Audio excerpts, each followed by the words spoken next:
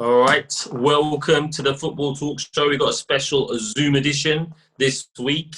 As you can see, I've got my bottle just because I know this is going to be a hard show to deal with after the West Ham game.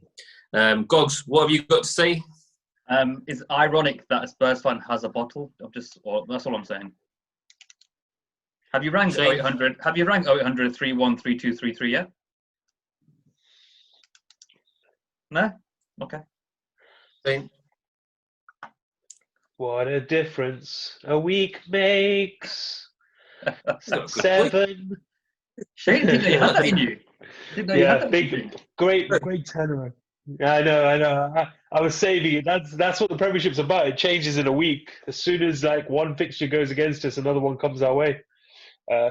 Beating Newcastle, then going to Paris and doing it again. 1 second, we don't need to talk about that. Then we give a special shout out to Gogs' mum, giving me a Tottenham signed ball to make me feel better. So that's great. Thanks for that. To be fair, mate, it probably would have been better. Just to clarify, what was the point of starting it? I'd just like to thank Gogs' mum and then putting a full stop there. I mean, that had a mum joke written all over it, and then all of a sudden there was a serious point to, if she gave me a football. Yeah, because my mum thinks Hemmel's 12 years old, for one. And two, that's the most I've ever seen Hemmel smile in 20-odd years. Right, I gave him a football, and it was like a rainbow coming out of his eyes and a big smile. I'm not seeing him smile that much forever. I'm not seeing him smile when even like a random girl will talk to him. Oh yeah, girls won't talk to you. First love Tottenham. Well, all right, we're gonna get cracked on the first game of the weekend tomorrow. Did you say we're cracking one off? Yeah, I sort of missed. Anyway, you know what I meant. Yeah, you can't be cracking one off, mate, on a Zoom call. It's wrong. Aston Villa, record versus Leeds United. This is going to be a good game. Gogs, what do you think? First of all, fair play to Villa. That's all I'm going to say. Fair play to them. They're kind of doing the Leicester right now. You know, nearly got relegated, and next season they're doing well. They're not going to win the league. But you never know. Highly unlikely, though. I thought they were fortunate against Leicester. It was a drab game. Had 0-0 written all over us, and then Barkley scores a bit of a worldie at the end. And obviously that's Hamza Chowdhury's fault. But this one's going to be a bit meaty, you know. For me, I think it's, Villa, Leeds, a little bit of argy-bargy from a couple of seasons ago, was it? Where they let that ghost goal in, whatever it was, whatever happened. But I think Leeds will have too much fun this week. I think Villa will come back to reality. I was disappointed in them because against Liverpool, they were all guns blazing, scored 7 goals, and really they only created one clear-cut chance against Leicester, and that was the goal they scored. Otherwise, they weren't at the level they were meant to be. Not that you can do that performance week in, week out, but I think this one's going to be a tight one, and I'm going to go Leeds sneaking it 2-1. So go on, Leeds. Yeah. 2-1. Shane, what do you think? Leeds have been quite inconsistent this season, haven't they? Like, they show up, play some really attractive, dynamic, attacking football, but can't find the goal. And it kind of shows with, that's the style that when Bamford goes up against an arguably organised defence, it's a lot tougher. I think Villa have impressed everyone. They've certainly surprised me. I think the arrival of Emilio Martinez has made that defence a lot stronger. I think Villa are going to win this, and I think they're going to win it comfortably. I'm going for a 2-0 win. Leeds play some good football on the eye. They absolutely were smashing. Oh yeah, of course. First half. But this is what I told you. This is what I was saying a couple of weeks ago. Football. Does Bamford have it in him on a week-on-week basis to be scoring those goals that they need? He scored a couple of goals already this season, but I just don't think he has that killer instinct for when it needs to happen. I think. But do you think Rodrigo does? I don't think he does either, to be fair. I think Villa, 100% record so far. The surprise of the season so far. But I think Leeds, I think Leeds 1-0 this weekend. Villa come crashing down to earth. Second game of the weekend, Saturday, early kickoff. West Ham, Man City. Shane, what do you think? West Ham did the special comeback against Tottenham over the weekend. Very hard work. Shane, I missed it. What happened? So West Ham scored 3 goals. I don't know what happened before that, so I really couldn't care less. But the new Thomas Souček of the Premiership, or the new Marouane Fellaini, sorry, of the Premiership, according to Jose Mourinho, Thomas Souček. If it ain't broke, don't fix it, boys. You keep doing it. It works. If it works, it works. So you can't blame him for it. But I don't know which City team's going to show up. That's the problem. You get the City team that's been playing, that fought hard against Porto, or you'll get the City team that got mugged off earlier in the season when they lost to Leicester. Going forward, they're not a problem. It's defensively they struggle. I actually see a closer game than you think. I think City will take it. I'm going for a 3-2, but it will be close. 3-2. Gogs. I kind of agree with Shane here. You don't know what Man City team's going to turn up. Yes, they won comfortably at the end yesterday, but they could easily have conceded 2 or 3 before half time yesterday. And they look suspect at the back. And we've been saying this for week on. Yes, they've spent over 100 million on 2 Brady defenders, but do they look any better this season? No, they don't.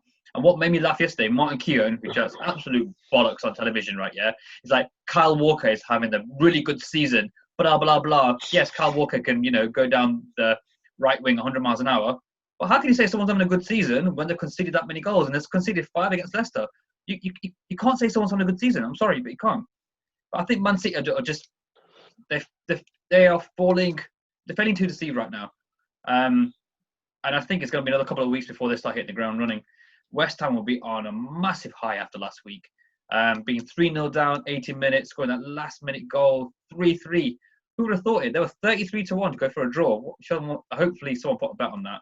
And if you're a West Ham fan, a little bit of optimism right now compared to the last couple of seasons. The last couple of seasons have been awful.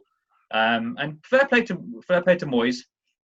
We all said that he was better doing his Zoom calls, but he proved this week that a little bit of consistency and a little bit of morale boosting with the squad can get you a result. And I'm going to go for a West Ham 2-0 this week. I just think they'll have more energy across the park. They'll have more morale, and I think they'll be up for it more than West Ham. So more than Man City. So 2-0 for me. Yeah, I'm going to go West Ham. So lucky, it's ridiculous. Yeah, that week, 10 minutes.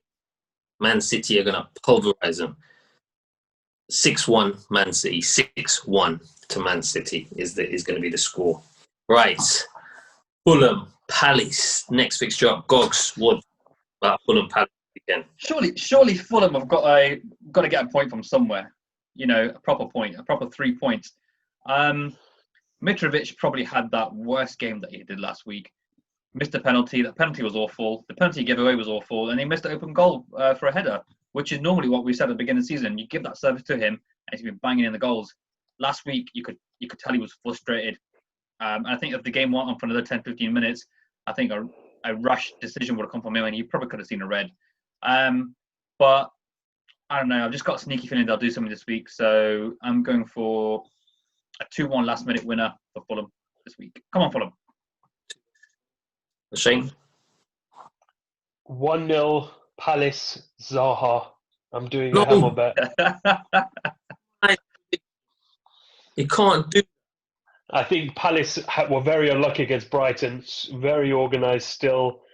Zaha gets those opportunities. He scores. They're a handful. And I think Fulham, again, being found out and they're not going to get that type of joy against teams regularly. So no, Palace to win 1-0.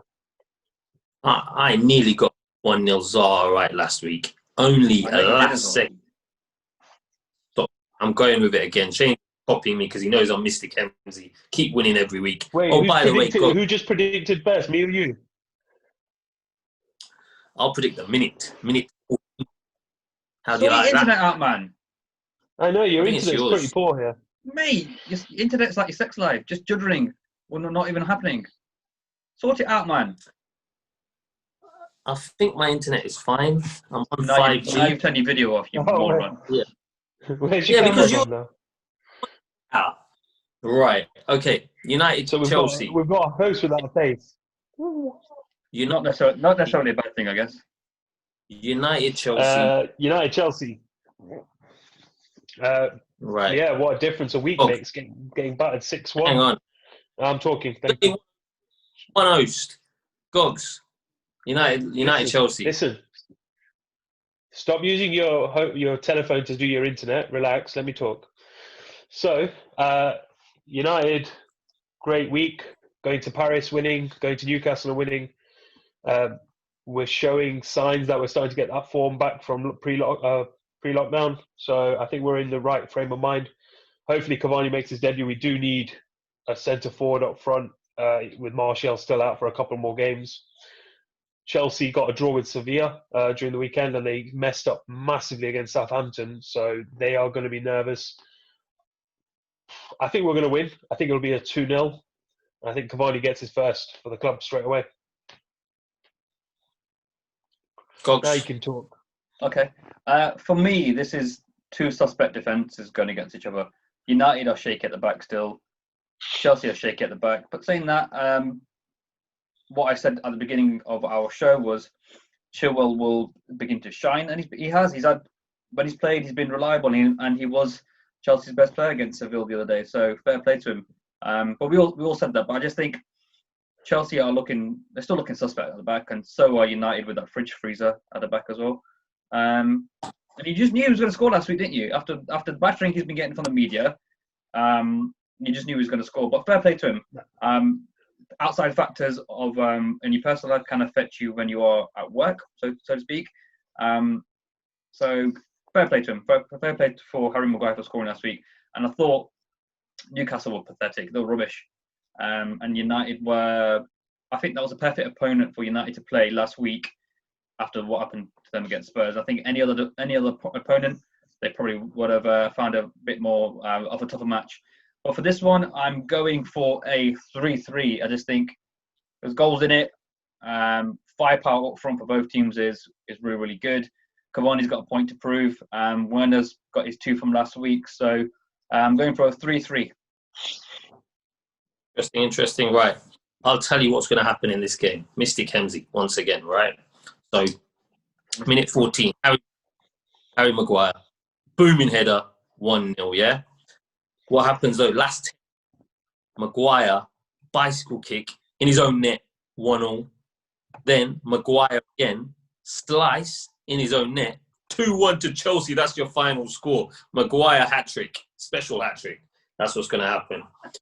Liverpool, Sheffield United. Shane, what do you think? Liverpool are looking a little nervy at the moment without Van Dijk. The loss of Alisson as well hasn't helped, but I do think they've got enough to get through this game with Sheffield United. Going for a comfortable 3-1 win. All right, go. Van Dijk out, what's really annoyed me is the media. Van Dijk out. Everton have come out and said, "Oh, we're sorry," and then the FA have not made any charge. Why should they? If it's not been picked up on the match, it wasn't necessarily violent conduct, right? It was just a clumsy tackle by a clumsy player, right? It's unfortunate. It's unfortunate that Van Dijk is out. Yes, I appreciate. But when Ricardo Pereira did his ACL, you didn't see him on the news for a whole 2 weeks. Oh yeah, Ricardo Pereira out, ACL. Body's been out. Soyuncu's out for 3 months. What's so special about Liverpool? Can someone tell me what's so special about Liverpool because Van Dijk's out? Supposedly the best defender ever. Fuck off, mate. not a chance. He's not better than the likes of Maldini, Baresi, and all them people, right? Even Rio Ferdinand was better than him, and I'm just disgusted with it all. The amount of praise the amount of arse licking that people are doing for Van Dijk because he's out. He's had a poor lockdown when it came back, and he's had a poor season this far. I think Liverpool have been found out a little bit, and I'm hoping that Sheffield United go do him. So I'm going to go Sheffield United 2-1. Go on, Sheffield United. What you're saying about the whole Van Dijk incident, it's been blown up. I think a lot of spotlight on it. But I can't be sure whether he's done him or he's clumsy or what. You just don't know. So he's 100%. He's 100% clumsy. I said this from the start of the season. Jordan Pickford is an accident waiting to happen. If it's not to someone else, it's to himself. He's capable of hurting himself. We remember Santiago Canizares before the World Cup dropped an aftershave bottle on his foot. That's something Jordan Pickford would do. He'd drop a hammer on his foot because he's that stupid. He's got bar fingers. Shane, don't be silly. You can't pick a hammer up. Oh, maybe. But he is clumsy and he's got butterfingers. This keeper he is not England's number one. The fact that he's rated as England's number one just shows how bad England's goalkeeping situation is. And you can't be rating that man ahead of Pope and Henderson right now. I mean, Pope made some incredible saves against West Brom over the weekend. And Pope is considered number 2 to Pickford. Dean Henderson's considered number 3 to Pickford. You're telling me on paper you had a choice between Pickford and Henderson, you'd take Pickford. And forget the fact that Henderson's Man United's number 2. We're talking about as a goalkeeper. You're saying Pickford is better than Henderson. Yeah, do me a favour. Let me get Liverpool 2-0. I think Salah this weekend will bag a couple of goals, but Liverpool, we don't know what we're going to get with them now. I think that's why their fans are so upset, because they've lost the keeper, they lost the centre back. Everyone always questions when they lose Alisson and when they lose Van Dijk, what happens? We're going to find out, aren't we? So let's see what happens. But it's a massive load to them. But I just don't get the media love. Liverpool this, Liverpool that. They've gone to VAR. I just don't get it. I really don't. No other team gets that loving. So yeah, Yeah. Let's go Sunday fixtures. Southampton, Everton. Next up, Everton flying high. Shane, what do you think? I think this is going to be tougher now. The loss of Richarlison for 3 games and James Rodriguez out. That's their back. There's their attacking units both gone. They've got Calvert-Lewin who don't. Coleman's out as well, isn't he? Yeah, Coleman's out as well, and I think this is where Everton drop points. I think Southampton will get something out of this game. I think it's going to be a close game. I'm going for a 2-2 draw. I think Southampton won't win. However, I think the loss of these quality players will hurt Everton. But Calvert-Lewin's still a threat. Let's not get carried away. He started the season so well. And anyone saying it was a short-term thing, he proved how dangerous he can be against teams. Just get that ball into the box. He's got a great jump. He can win those headers. He can cause threats. And he's a good finisher as well. But yeah, 2-2. I think it's going to be a close game. Gogs, what do you reckon? I reckon Southampton are going to do them. At the end of the day, Everton have made a fantastic start. They've got a fantastic manager and a really, really good squad. But you take out Richarlison, you take out Rodriguez, and even Coleman. Coleman's so underrated; it's unreal. I think you'd have a lot of teams, top 7, top 8, would have him in their teams. But you take 3 major players out, teams are going to struggle, and this is where those bit players may need to start making an impact. But Calvert-Lewin absolutely on fire. But I think Everton might just have the first defeat of the season. So Southampton 3-1. Yeah, I'm going with you, Gogs. I think Southampton nick this 1-0. Danny Ings for me. I think Everton are going to miss James Rodriguez and Richarlison a lot. A lot of their creativity comes from there. A lot of the service for Calvert-Lewin comes from there. So, yeah, for me, Southampton 1-0. Next game up on Sunday, we've got Wolves-Newcastle, I believe. Wolves-Newcastle. Gogs, what do you reckon? I think it's a foregone conclusion, isn't it, really?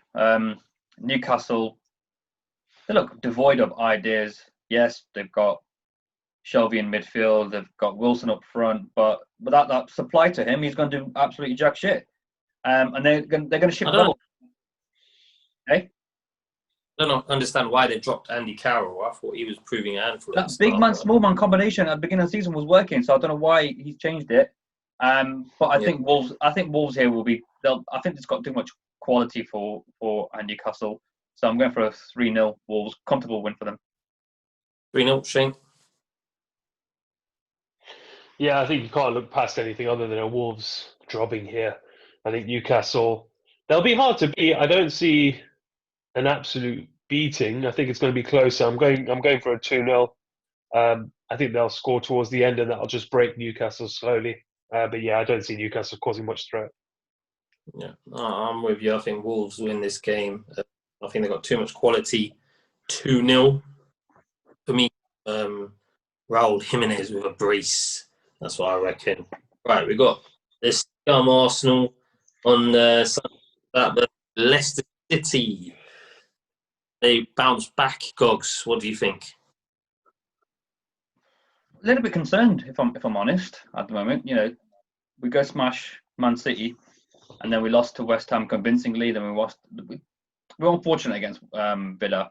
The problem is if Vardy is not playing on Sunday, for some reason, we're just devoid of ideas going forward. Shane, you're frozen, by the way. And we just look like we don't have any firepower up front. Yes, it's across the the back four and the midfield. We have a lot of quality there, but it's just that final ball. Like if Slimani's playing, right? Why would you play balls down the line for him to chase? The guy's got lead in his shoes. He's not going to do it. He's not Vardy. You need someone like Brighton or Under to be supplying those crosses to him, right? And that's what we need to do. If we can adapt to that, I think we'll be okay. But I think it's going to be a difficult match against Arsenal. For some reason, Aubameyang's still not firing all cylinders. Is it a coincidence that he signed a new contract and all of a sudden his performance has dipped, or are they heavily reliant on him? I've just got a feeling that he's going to score. Leicester love to be the team that loves to give. Someone hasn't scored in 100 games and he'll score against Leicester. But I'm going to go for a really, really hard-fought draw here, so a 1-1. Shane, what do you think? It's going to be a close game. I think Leicester are always difficult to play against. And Arsenal are they're hit and miss. Like everyone was making it was going to be Arsenal's year. They're going to be a threat. And they've not really shown up. Don't get me wrong. They haven't been destroyed by anyone. Everybody they've played, it's been close. Like even Liverpool ended up being closer than we all thought it would be. Man City, closer than we thought. Arsenal are currently losing 1-0 against Rennes. I did tell you, Coach. I did tell you. Yeah, they're losing currently. I think it's going to be... I think Arsenal will get a result. I think it's going to be a 2-1. I think they'll struggle again with Vardy, but I think Leicester will still be feeling the defeat of Villa, which wasn't a pleasant outing. So yeah, I've got Arsenal to win this one 2-1. Yeah, Arsenal are just terrible. They're not winning this game. I predict another shocking result here. I'm going to go 5-2 to Leicester. 5-2 Leicester. Now, Vardy missing is... If your predictions for Arsenal came true, Arsenal would be bottom of the table and with a goal difference of like minus 19 this season. You're not that mystic, are you, Hammer? It's not my fault, yeah. That's what I genuinely think is going to happen. Nothing to do with me. Right, Brighton and Hove Albion.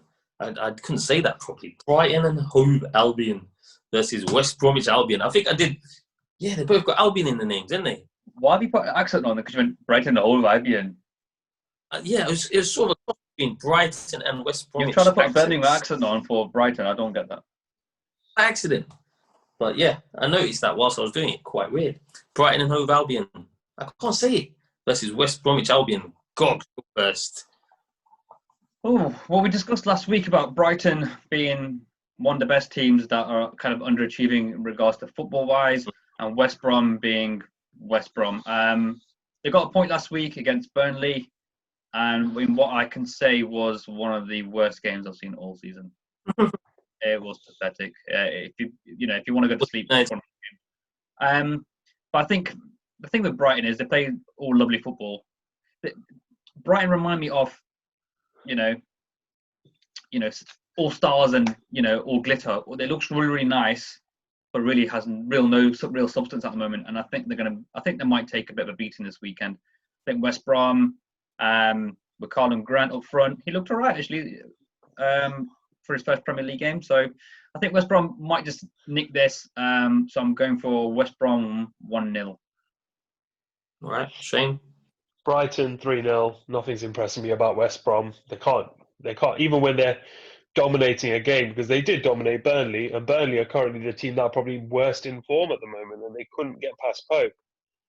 Brighton are not going to sit back. Brighton are going to play offensive, expansive football. They're going to put pressure on West Brom, and nothing has changed about West Brom. I'm sorry, but Carlton Grant is a good striker, but he's a championship quality striker.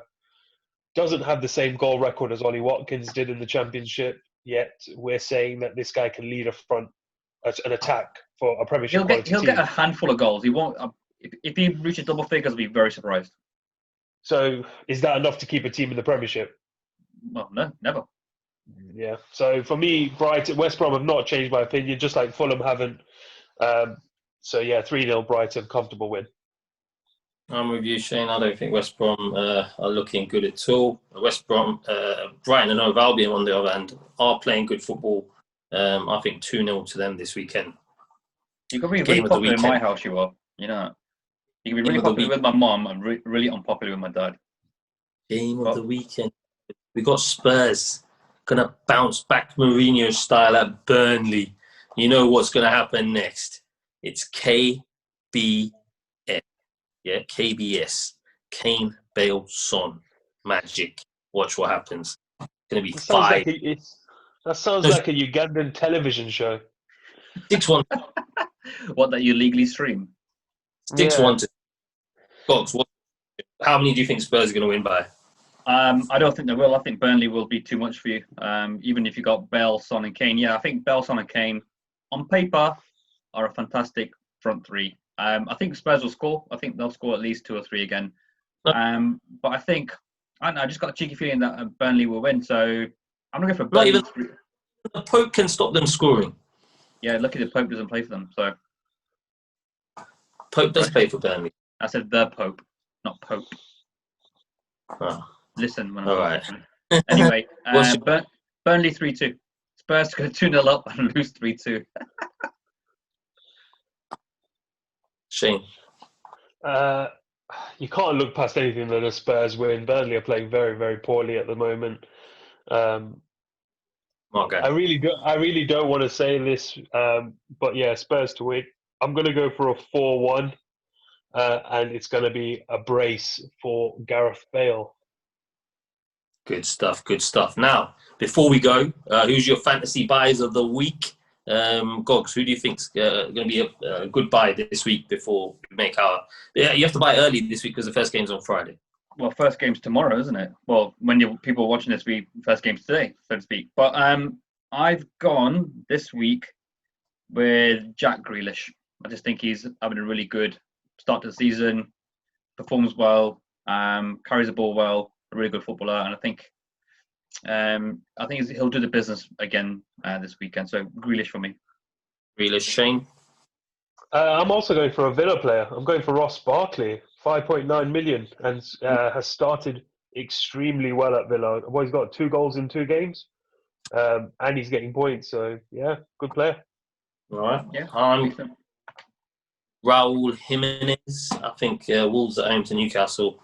I think he's going to be fired up for this. Try and catch up on a golden boot challenge, if you like. Top goal scorer, 8.5 million. Golden boot will be. I think it'll be a lot tighter this season than it was the previous seasons. Let's see what Sonny's up there. Right, that will do from us for this week. Next week we'll be back in the studio with Jeff. We'll catch you next week. With Jeff. All right, guys. All the best. Enjoy the weekend. Catch you later. Bye.